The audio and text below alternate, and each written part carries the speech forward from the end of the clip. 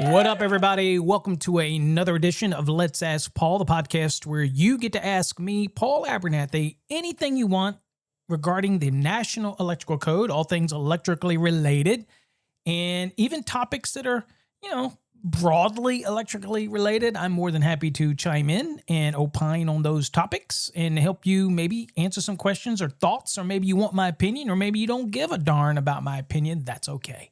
I'm going to do it anyway. So you can choose to listen or not to listen. That's your prerogative. But anyway, thanks again for joining us on this podcast. Remember, we have literally over 1,000 episodes that are available on all of our different podcast platforms, whether it's the Let's Ask Paul podcast, Master the NEC podcast, and the Grounding and Bonding podcast.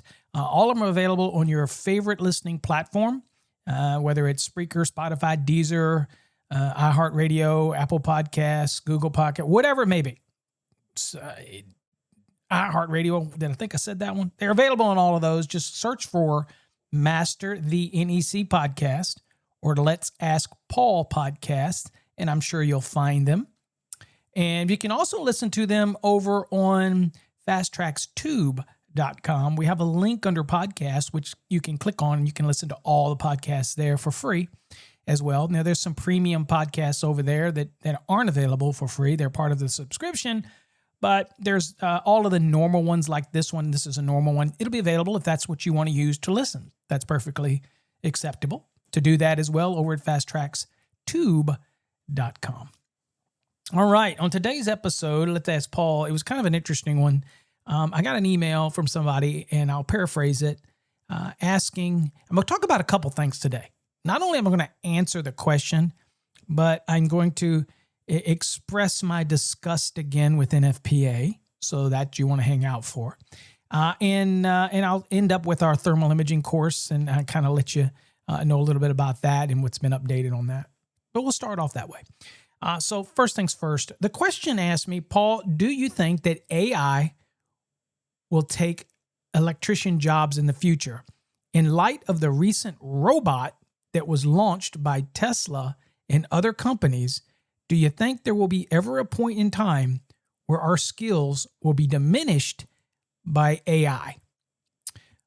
Okay, that's a great question, and it is on a lot of people's minds, especially younger folks that are just getting in the trade. They're 20 in their early 20s. Now, those that are in their 50s and late 40s and whatnot, no. Quick answer, no. You're going to be, before that becomes anything remotely near that type of skilled, you're going to be retired. So you don't have to worry. I mean, I take that to the bank, okay? I know Paul says, well, I shouldn't say that, but take it to the bank. Now, the question is, folks getting into the trade today, in their late teens, 18, 19, 20, well, 20 is not teens, but you get what I mean. And you're going through your 20s and you're working in an apprenticeship program, you're working in an IBEW or NECA, or maybe you're working for a contractor, non-union or union, it doesn't matter. And you're learning these skills, these trades, these things that you can do with your hand. And hopefully at the same time, you're learning mentally why you're doing that. I encourage people all the time, don't go through all of this stuff learning to just use your hands when you have the prime opportunity to also learn fundamentally why you're doing it. And I'll remind you that there is and it's not just because I sell courses, it is no time like the very start to start learning the NEC, especially if there's terminologies and things you don't understand. This is the perfect time to jump into it. Okay. And I'm going to have a special announcement in the next week or so about an AI tool, which is very fitting for this episode, that will be used by students who are learning the National Electrical Code, and they want to have the ability to ask AI code-specific questions, and without having to have a separate subscription to something like a ChatGPT or Gronk or whatever. We're going to come up with a program that integrates or allows you to be able to have an account as well on our TradeHog, which is our highly advanced AI code model. And so listen for that in the future. It's basically just like now when you buy an enhanced course from us and you get a year's access to Fast Track's Tube. It'll be also where you'll get a year's access to TradeHog, and it'll be a certain area on TradeHog called Smart Hog, and that is just for the students. And it's going to work hand in hand with our program, our courses, explanation, and it's just going to be a little more enhanced. But I'm not ready to announce that yet, so that wasn't the purpose here to talk about AI and then announce what we got going on, because I do believe that we can utilize AI positively to help people learn. But let's kind of dial it back a little bit and go back to, is it going to take my job? Well, the short answer is for the electrical trade, plumbing trade, mechanical trade, no. Now, is it going to take some aspects of the job? Yeah, it might help out in artificial intelligence, may help do plan review. It may help do some tasks like bidding and estimating and things like that. And obviously, the more the plans are detailed and an AI model can look at it, scan it in, and can look for all these symbols and start doing some of the adding tasks and those type of things. Obviously, we have a lot of software today, like the Best Bid Hybrid Pro that's out there, that's in a bidding software, that is probably has some of this smart technology built into it. And I'm sure others are doing that. And so it's going to take some of that role, but I think at the end of the day, there's going to have to be people that manage this, because I think as smart as AI is getting and it's becoming, it still has to be prompted by somebody with a logical approach to what we're trying to achieve. And so I think that AI is going to follow that model. So if you're in that part of the trades, bidding, estimating, product procurement, stocking, warehousing, supply houses, things like that. Yeah, I think that, if you're doing a career in that, I would say, your days may be numbered. Example, to go deeper into what I'm talking about, let me just get the electrician and plumbing, mechanical. Let's get that out of the way first. No.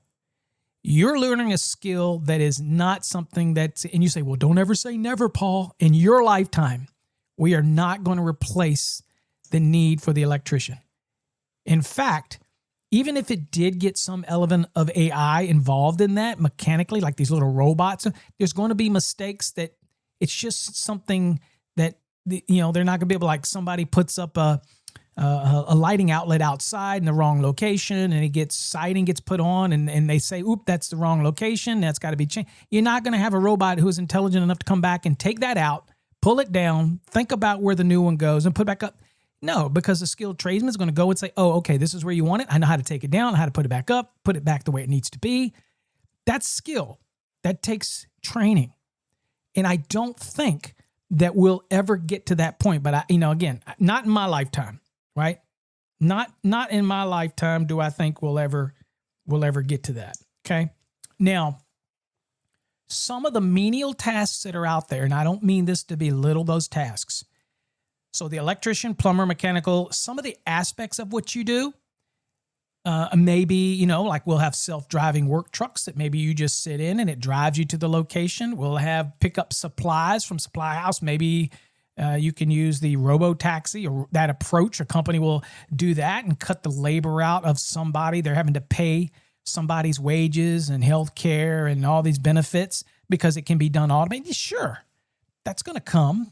I could tell you right now in Dallas, for example, there's automatic vehicles or autonomous vehicles that you can rent, not just the robo-taxi, but another, and I can't think of the name, but there's another one that'll come and pick you up and take you somewhere in the city for a nominal fee.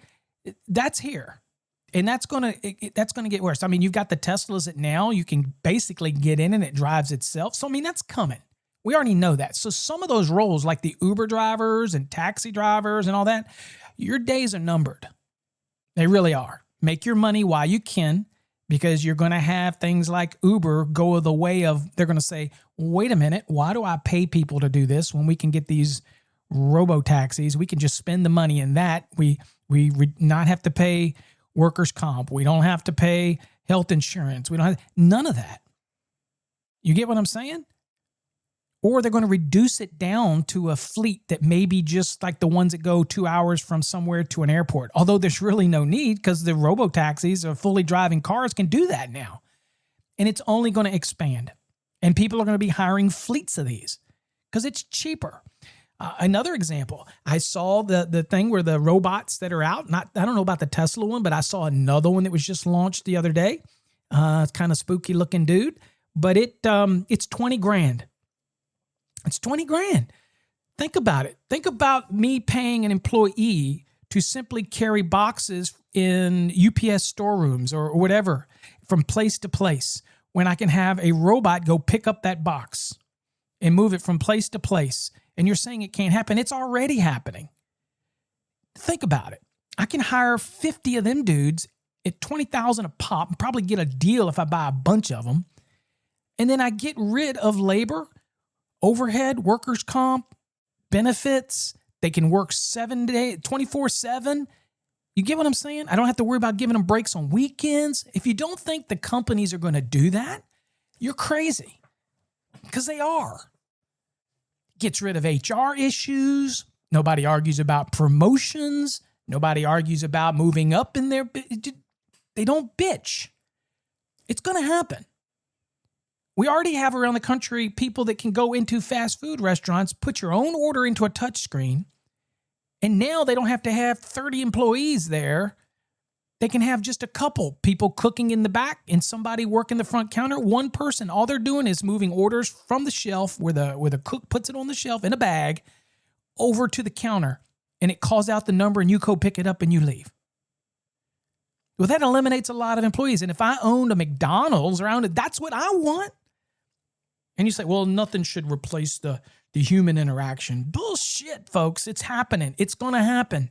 You can disagree with it all you want. It's happening. In any way that businesses, whether you agree with it or not, if there's any way that a business can remove the troublesome element of human resource, they're going to do it. What other reason do you think they're creating these robots for? Just to do it? Oh, come on. We have to use some comment. It doesn't mean you have to agree. And you can have your own opinion. But think about it. If I owned a company, let's even break it down even more to UPS drivers and FedEx drivers. Let's break it down even more. So if I create these vans, I don't need big ones anymore because usually we have the bigger vans, right? So we have much bigger, carry more, one driver's got so many packages they have to deliver in a day. You could actually cut that down to much smaller vans, put more fleets out there because you remove the labor, have these little robots that the car drives it there. The robot just sits there on the side of the truck. Once you get there, it drops it down. It walks over, scans it in its vision, scans the package. It's loaded a certain way. It picks it. It walks up to your house. It drops it on your porch, and it goes back. If you say, well, that'll never happen. Dude, you haven't been watching the videos of these robots. You haven't been watching it. I have.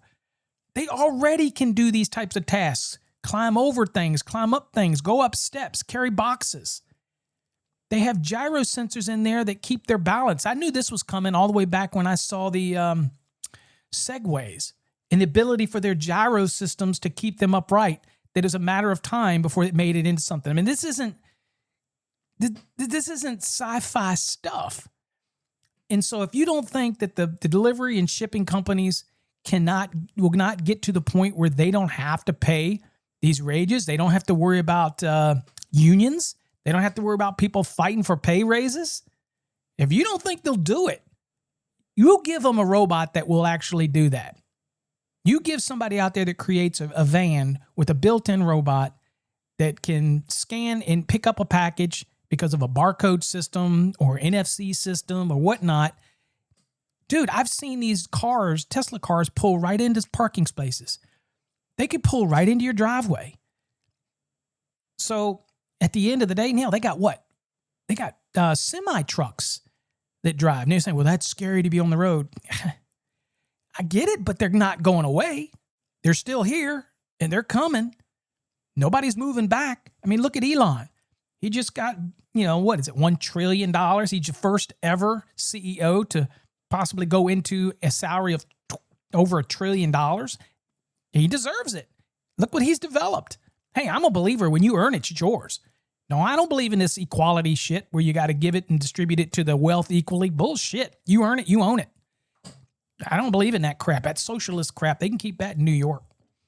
But at the end of the day, it's coming. But the good thing about being skilled is that they are not going to take away the skill. They're going to take away the menial jobs, package delivery, working in fast food chains. Because if I own a fast food chain, I want less employees. I want less headaches. I'd rather pay a small group of people more than a bunch of people minimum wage, personally. And then have it as autonomous as possible. Now, you can disagree, but it's coming. I'm no prophet here. It's coming. And in other countries, they're using it way more than we are. So when you think about what you want to do and you're a young person and you're thinking about, okay, I want to make fast food a career. Don't be struggling in your 30s and 40s trying to find something to do. You need to make a decision early. And occasionally back in the day, I used to speak at vocational schools. I don't really do that anymore. I don't get requests for it because I think it stopped once I went to Texas. Is talking to the young people about the future. Everybody was pushed to go to school. Everybody was pushed to go to college. And in college, they're pushing you to get certain degrees that are going to be easily replaced. Accounting. I don't do anything with my accounting anymore. My QuickBooks Pro is all automated. It pays the payroll. It does everything. I pay with everything with a credit card. It automatically goes into my payroll. At the end, I just print it out, push one button, and I can file my taxes. Okay, it's so sophisticated now that you can be going to school to get a degree in something that will be totally unable to use 5 to 10 years from now. It's a wasted degree. I'm not saying all degrees are wasted. You're still going to need your doctors, although, you've seen Star Trek, okay?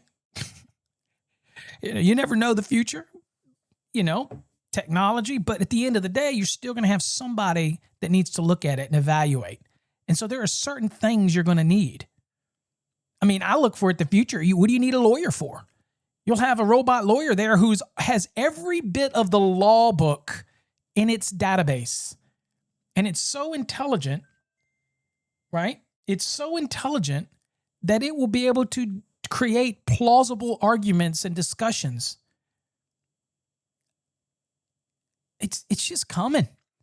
So no profession, except for, my opinion, is protected except for the trades.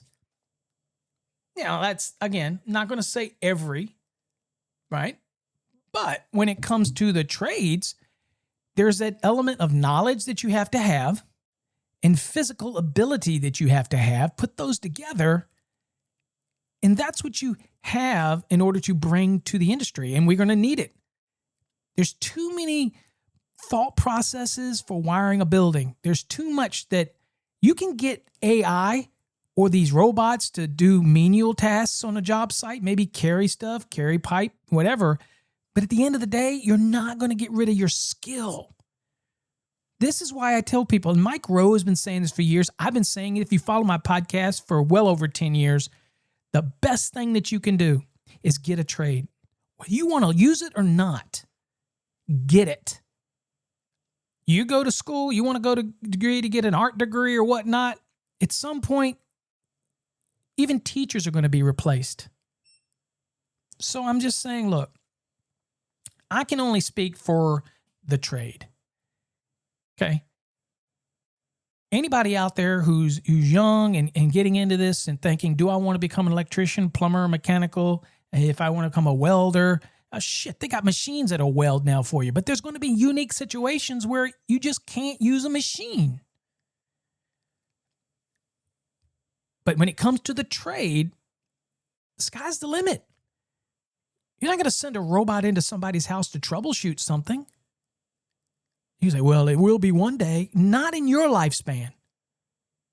No, I don't buy it. Obviously, to help tasks and reduce the labor rate, menial things, again, fast food, delivery, point A. Shit, you won't even need somebody to work the counter because all they have to do is put the food in a certain tray. Arm will come down and grab it, carry it over and put it on the counter and you know, it's doable now. I mean, I think in Japan they have some similar things. So, I mean, you know, fast food's never been a career anyway, but you see with the minimum wage going crazy in places like California that restaurants can't even stay in business because of having to pay minimum wage because people have thought that fast food is a career.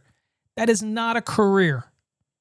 Now, I'm not talking about a manager. I'm not talking about an owner, but I'm talking about a young person who's going and saying, what do I do? If you want to do it part-time while you're working through school or you're trying to get a trade and you're going to night school or whatever, that's fine. You got to make a living.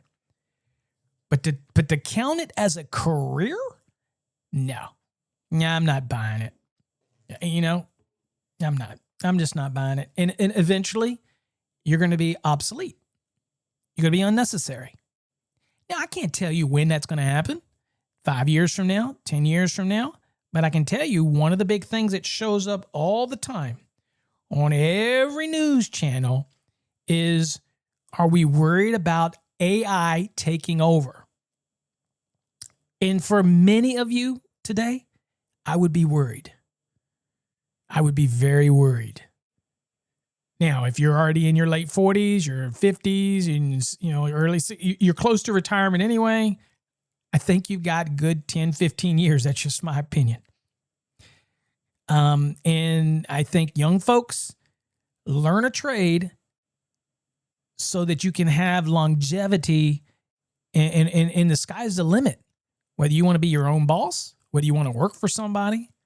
Let me give you another example. And this is, I kind of, I hate to preach to people, but I preach to young people and I tell them trade. Let me give you another trade. Let me give you an example. Locksmith. So people say being a locksmith is a declining trade. It's a trade, by the way. They say it's a declining trade because everything's going electronic now. Most of these electronics still have a key override. Most of the businesses still have a key entry. Most of the vehicles today use these smart fobs that have to be reprogrammed. Keys still need to be made. Locks still need to be picked. It's a trade. It's not going to be replaced by AI. It's a trade. Okay? Now, here's the difference. In Virginia, you don't even have to, all you got to do is be 18 years old, pass a background check, take 18 hours of education, and you can become a locksmith.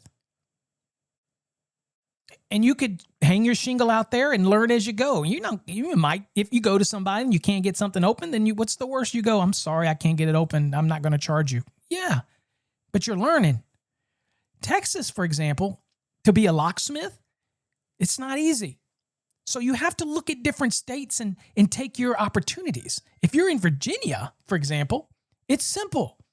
You do those little things, 2 days. You take 2 days, you take a 2-day course, you get your hours, you send in your fingerprints, you get certified, you get licensed as a locksmith, whether you don't know one thing about it, although you'll learn it while you train. But here's the thing, anybody can do it.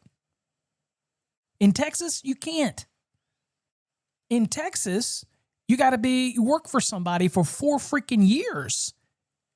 For somebody. So if you want to be a locksmith and you're making money doing something else and you're thinking, well, I want to be a locksmith, I'm going to make money. No, you got to either give up the job you're doing, which may be the job that's paying your family, in order to work for somebody for probably minimum wage till you get your 4 years. Then you can go and apply to be a locksmith.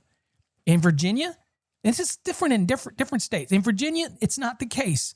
You simply go DCJS, you fill out the application, and you get your fingerprints done.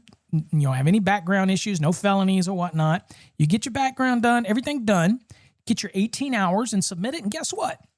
You're a licensed locksmith. And you can start marketing your business. Same with the PI. If you have the hours, now you have to have a certain number of hours to be a PI. You have to have the training courses, but that's just courses. You don't have to work for somebody for years. I know I was a PI in Virginia. People say, how in the world did you become a PI? This was back when I was also an NEC consultant and I worked for Alexandria, Virginia.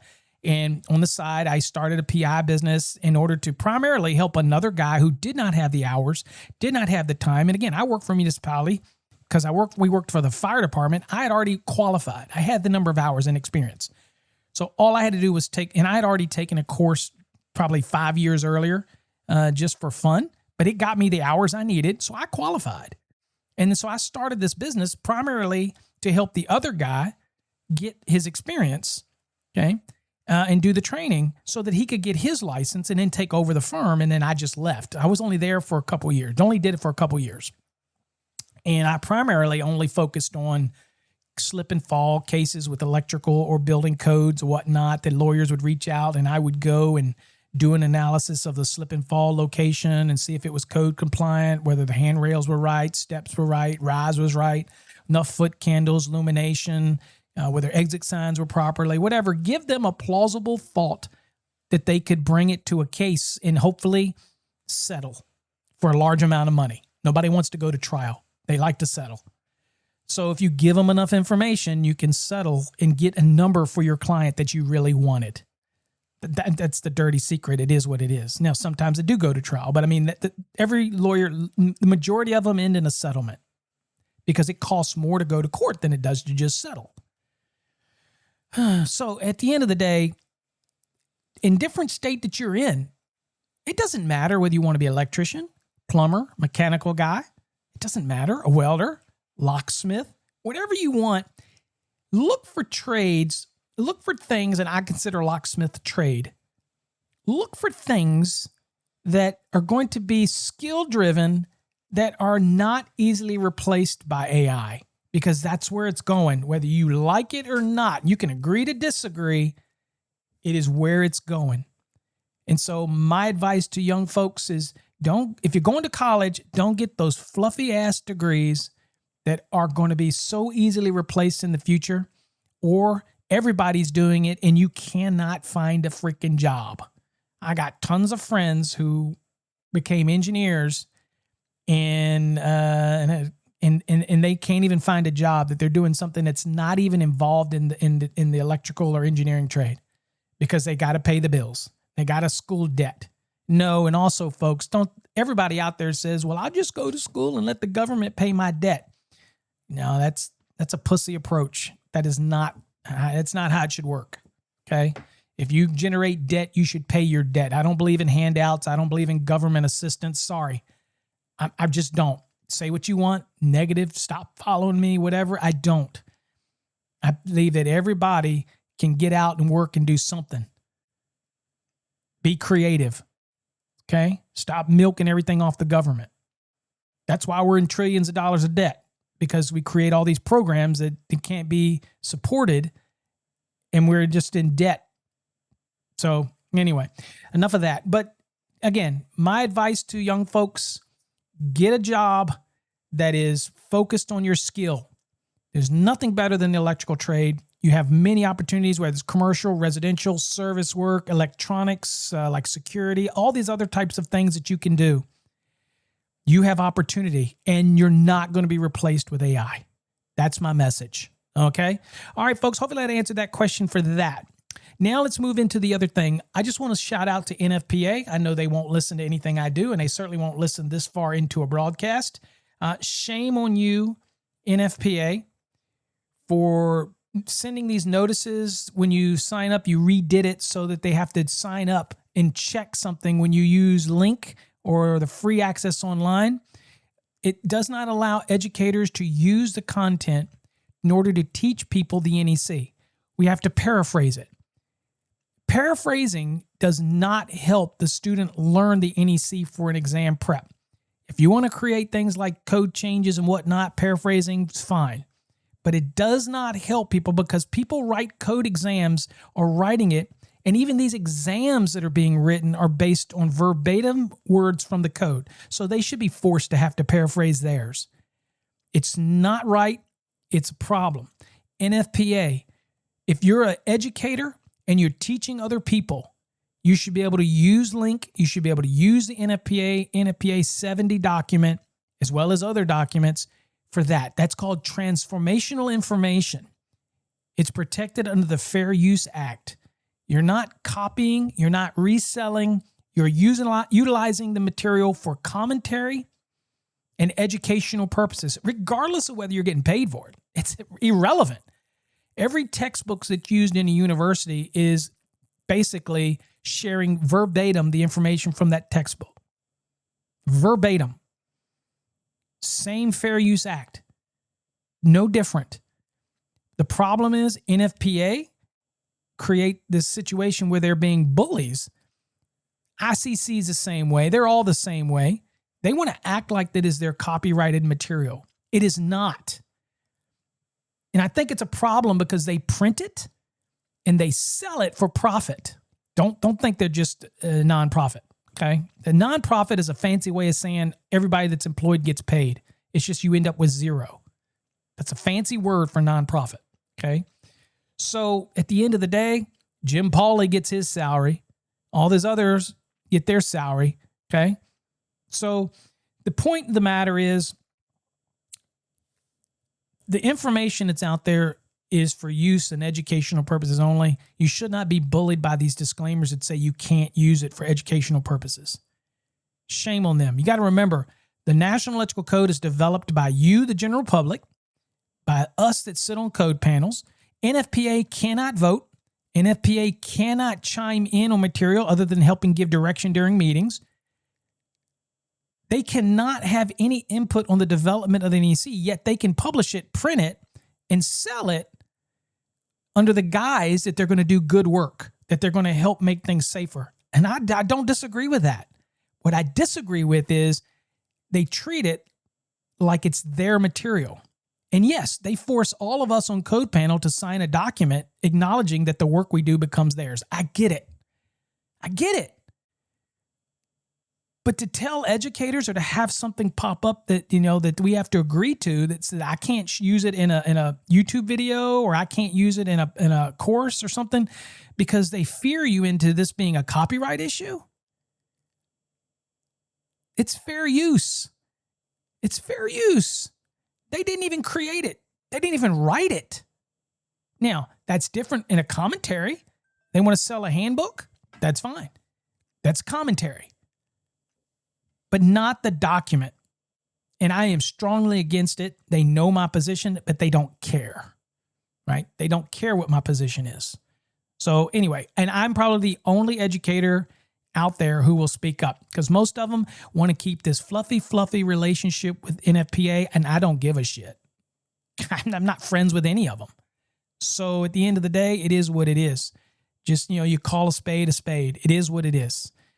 I have a hard enough time convincing people that it's a fair process to have NFPA do this and make it seem even more like a money grab. Who do you think NFPA's biggest promoters are? Educators. I tell people all the time to buy LINC. I promote it all the time in all my videos. I tell people, buy LINC, buy LINC, buy LINC.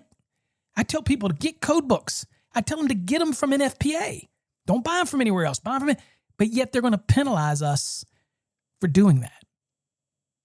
Educators for doing that. Anyway, I have a big problem with it, and I'm going to continue to use it. And they know where I'm at. Their lawyers know where I'm at. They can come get me. I'm okay with that. Not a problem with it. Lastly, talking about our thermal imaging course, I have a few of the AMP Bank H128s available. Y'all all know that on our website, we have a thermal imaging course. It's a black and white. It's not image based. It's black and white. It's lessonal. And lesson driven, I should say. Whereas it's basically wanting you to put the thermal imaging camera in your hand and actually use real things like your panel and other things rather than try to push you through a bunch of images. So it's explained in a way that makes it, we're trying to paint a mental picture, but the hope is that you have a thermal imaging camera in your hand while you go through the course. So I would never recommend the course without having a thermal imaging camera. For those that listen to me on here, If you buy one of our thermal imaging cameras, our H128s that are put out by AmpBank, we're going to sell them below MSRP. They're on our website, fasttracksystem.com. If you go to the main page, it's a black and white page. You go to the bottom, you'll see a link for it. If you do that and you order one of these cameras and it comes in within a day or two, you will get, for a limited time, and I can't tell you expiration on this, for a limited time, we will send you an email back with a discount code, whereas you can order the course for 50% off. Okay? So that way you have something to work with your thermal camera. Okay? Now, can you buy our course without buying a thermal camera? Absolutely. If you've got your own, maybe a FLIR or a FLIR and Fluke, and there's other brands, go for it. You just won't get the 50% off, because that's if you buy our camera on our website. Okay. So, I mean, course is still great, still going to be beneficial to you. But obviously we're promoting our camera, the one that we've tested and we like for use with for residential, commercial, and industrial electricians. And so we have one that we promote, and you don't have to have it. If you already got one, still can use the course. The other thing about our course is it's perpetual. It means it's constantly being added to. It's not done. We keep adding. We take recommendations from people, students, things that you want us to put in there. We will keep adding it and keep making it better. So it's not like you might log in and you see 19 units. You might log into your course and you're using it to go back in later to look at a chapter to say, let me reread this chapter. You may notice that there's 22 units in there now, because we will keep adding as we want to add, that type of thing. So they're available over on our website, fasttracksystem.com. That's TRAX, not TRACK, by the way. Check it out. And we look forward to having you get in that course. And of course, like always in our courses, we have what's called Fast Tracks Interact. And that is a feature while you're in the course. You got to be in your course. And the bottom right of the screen is a little blue cloud. It looks like a chat cloud. You click on that, and then you can post questions, connect snapshots, upload images, cut and paste, any question you want there, and we will log in and we'll answer it. That type of thing. Okay, so it's a unique feature to our programs. All right, so check it out. Go to our website, fasttracksystem.com. Hope you enjoyed this podcast episode. Hope you learned something. And so until next time, stay safe, God bless, and we will catch you on an upcoming episode of Let's Ask Paul. Peace.